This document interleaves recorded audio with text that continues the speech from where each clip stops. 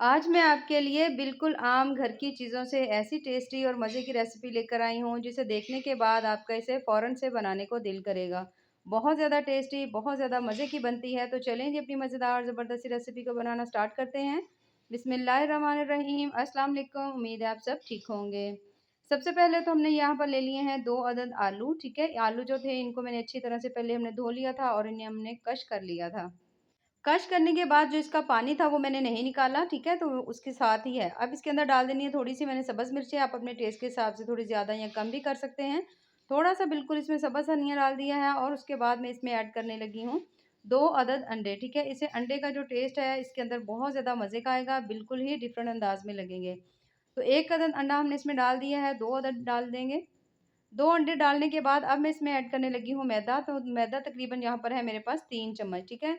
3 चम्मच मैदा है, मेजर करके मैंने इसके अंदर डाला है। डालने के बाद अब हमने इनको मिक्स कर लेना है, लेकिन उससे पहले डाल लेंगे इसमें हम स्पाइसी। तो सबसे पहले मैं इसमें ऐड करने लगी हूँ थोड़ी-सी लाल मिर्च, उसके साथ थोड़ी-सी मैं इसमें ऐड कर रही हूँ हल्दी और टेस्ट के हिसाब से हम इसमें डाल देंगे नमक, तकरीबन 1/3 चम्मच नमक जो है ना मैंने इसमें डाल दिया है। डालने के बाद अब इन तमाम चीज़ों को हमने पहले तो अच्छी तरह से कर लेना है मिक्स। यहाँ पर अंडे जो हैं वो भी उसके अंदर भी थोड़ा लिक्विड है और उसके साथ जो हमने इसमें आलू डाले हैं, उसमें भी थोड़ा बहुत आलू का पानी है, तो इसमें हमें पानी या कोई और चीज़ डालने की बिल्कुल ज़रूरत नहीं पड़ेगी। तो इसी तरह से हमने इसको अच्छी तरह से मिक्स कर लेना है। यहाँ पर अगर मिक्स करते हुए आपको लगे कि थोड़ा बेसन की मिकदार इसके अंदर थोड़ी कम है, तो फिर आप इसके अंदर 1 से डेढ़ चम्मच बेसन डाल लीजिएगा, लेकिन बहुत ज़्यादा ना डालिएगा, नहीं तो फिर आपको अंडे और आलू का इसके अंदर फ्लेवर जो है ना बहुत कम मिलेगा। तो इस तरह करके थोड़ा-सा आप इसमें बेसन ऐड कर सकते हैं। करने के बाद अब आपने इनको अच्छी तरह से मिक्स कर लेना है। मिक्स करके यहाँ पर इसे हमने रख देना है साइड पर और इसे हम अच्छी तरह से पका लेते हैं। पकाने के लिए यहाँ पर मैंने ले लिया है पैन और उसमें डाल दिया हमने ऑयल और ऑयल जैसे ही अच्छी तरह से गर्म होगा, थोड़ा अच्छी तरह गर्म करेंगे, हल्का गर्म नहीं करेंगे।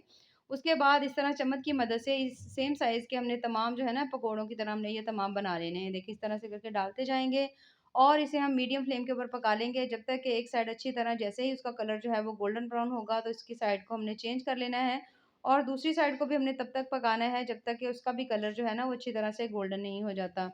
बहुत ज़्यादा टेस्टी, बहुत ज़्यादा मज़े की आज मैं आपके लिए रेसिपी लेकर आई हूँ और इस रेसिपी को आप यकीन करें आपका बार-बार इसे बनाने को दिल करेगा क्योंकि इसका जायका और टेस्ट बिल्कुल ही अलग होता है। तो यहाँ पर जैसे ही आप देखेंगे पकोड़े जो हैं दोनों साइडों से अच्छी तरह से पक चुके हैं तो फिर हम इसे निकाल लेंगे। कोई भी छन्नी ले लेंगे और उसके अंदर इस तरह से करके निकालते जाएँगे ताकि एक्स्ट्रा जो ऑयल है वो वापस पैन में चला जाए और तमाम जो पकोड़े हैं वो हमने इस तरह से करके फ्राई करके निकाल लेने और ये देखिए माशाल्लाह से कितने ही ज़बरदस्त से बने हैं। तो इन्हें हम निकाल लेते हैं किसी भी प्लेट में, तब तक यहाँ पर मैंने ले ली है इमली 2 चम्मच तकरीबन ये देख सकते हैं मेरे पास इमली है और उसके साथ हमने ले लेने हैं यहाँ पर 2 मीडियम साइज़ के हमने ले लिए हैं यहाँ पर टमाटर, ठीक है? और उसके साथ हमने ले लेनी है यहाँ पर हम देख सकते हैं आप ये लाल मिर्च है, साबित जो लाल मिर्च होती है ये हमने ली है। तो ये जो इमली है इसे आपने पानी में थोड़ी देर के लिए भिगो लेना है, इसका आपने पल्प निकाल लेना है और उसके साथ टमाटर और लाल मिर्चों को तमाम चीज़ों को आपने अच्छी तरह से ग्राइंड करके इसका बिल्कुल एक स्मूथ सा पेस्ट बना लेना है, ठीक है? तो अगर आप चाहें जब आप इमली भिगो रहे हों तो उसके साथ आप लाल मिर्चों को भी भिगो देंगे तो बड़ा कमाल का टेस्ट आ जाएगा और फिर आप इनको ग्राइंड कर लीजिएगा। तब तक जब जो हमारा तेल बचा हुआ था जिसमें हमने पकोड़े फ्राई किए थे उसी के अंदर मैंने डाल दिए हैं 2 अदद मीडियम साइज़ की प्याज़ और प्याज़ को हमने अच्छी तरह से क्रश कर लिया था यानी कि उसे हमने चॉप कर लिया था। और प्याज़ को हम तब तक पका लेंगे जब तक कि इसका कलर जो है वो लाइट गोल्डन नहीं हो जाता, हल्का-हल्का सा ब्राउन नहीं हो जाता। प्याज़ अच्छी तरह से जैसे ही सॉफ्ट हो जाए तो हम इसमें ऐड कर देंगे सब्ज़ मिर्चें। सब्ज़ मिर्चें जो है मैंने तकरीबन यहाँ पर 3 अदद बारीक काट कर डाल दी हैं। उसके साथ ही हम इसमें डाल देंगे फ्रेश अदरक लहसुन का पेस्ट। इन दोनों चीज़ों को डालकर दोबारा से अच्छी तरह भून लेंगे जब तक कि अच्छी तरह से इसके अंदर से अदरक लहसुन की खुशबू नहीं आती। तो कम से कम भी अदरक लहसुन जो है आपने प्याज़ के साथ 1 से डेढ़ मिनट के लिए भून लेना है। अच्छी तरह से भून लेंगे और उसके बाद हमने इसके अंदर ऐड करना है वो मसाला और ये वही मसाला है जो हमने बनाया था इमली से, उसके साथ टमाटर थे और उसके साथ लाल मिर्चें थी और इसका माशाल्लाह से कलर देख सकते हैं आप कितना ज़बरदस्त आया हुआ है। तो इस मसाला डालने के बाद अब हमने इस मसाले के साथ तमाम जो है ना चीज़ों को भून लेना अच्छी तरह से। प्याज़ भी हैं, अदरक लहसुन है इसके अंदर और ये जो हमने मसाला ऐड किया, इस मसाले का इस सालन में बिल्कुल ही अलग सा टेस्ट आएगा और बहुत ज़्यादा कमाल का जो जायका है ना वो आपको मिलेगा।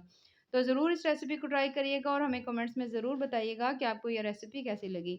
तो अच्छी तरह से हम इसे भूनेंगे जब तक कि इसके अंदर से ज़बरदस्ती खुशबू नहीं आती और तमाम चीज़ें जो है अच्छी तरह से भून नहीं जाती। इसके अंदर हमने जो साबित लाल मिर्चें डाली हैं, उसके लिए आपको इसे कम से कम 3 से 4 मिनट जो है ना मीडियम फ्लेम के ऊपर अच्छी तरह से भूनना पड़ेगा, ताकि जो लाल मिर्चें हमने इसमें साबित डाली हैं, उसका जो है ना कच्चापन खत्म हो जाए और टेस्ट जो है ना वो मज़े का आए।